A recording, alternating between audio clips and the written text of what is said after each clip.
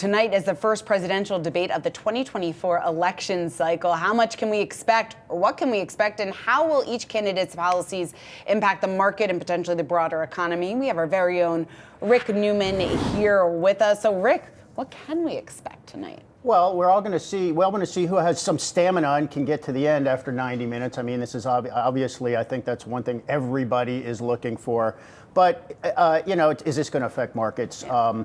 It's possible there's something that could affect markets a little bit for a short term. Citi has some research out on this. They are getting a lot of questions from their clients. They say, when do we need to start paying attention to the election? When is it going to become a market moving thing?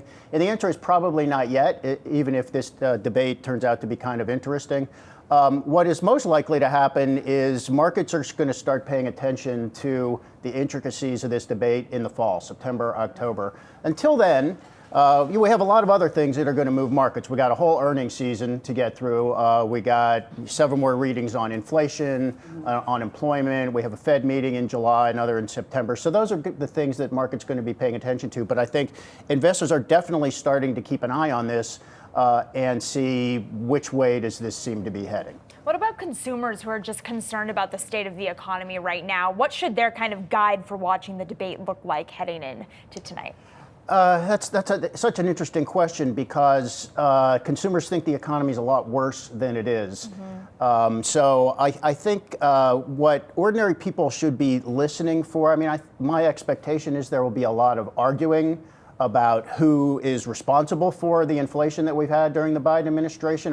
If Trump is debating the way he should be debating, he's going to be blaming all of this inflation on Biden and Biden's policies. That's not really correct. I mean, supply chain distortions probably accounted for most of the inflation we saw.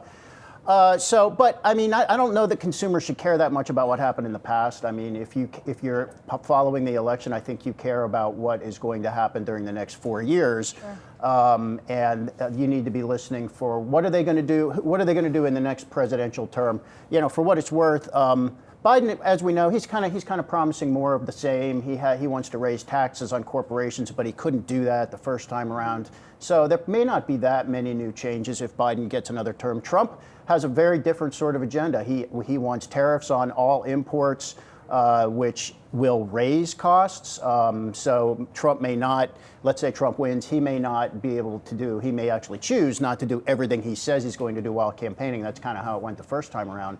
But if you raise tariffs, you're raising the cost of imports, and that pushes prices up. And there has already been a fair amount of economic research that says if the Trump tariffs on Chinese imports and all other imports went into effect as expected, it would cost the ordinary household between $1,000 and $2,000. So when you hear tariffs, it might sound like a good idea to protect the U.S. economy, but tariffs means higher prices. Mm-hmm. And Rick, real quick, I'm curious the timing of this happening earlier than usual. Any sense as to why that is, or maybe what this then signals about what the next several months are going to look like here? The Biden administration wanted it to be earlier. They asked for it to be earlier, I think because they sensed that with Biden tied in the polls with Trump at best and behind by many measures, they could use this as a chance to reset the election. But the good news is we have no debates scheduled over the summer. Go on vacation, go golfing, do whatever you want to do. Go to the pool. Don't worry about missing anything. We have another one scheduled for September.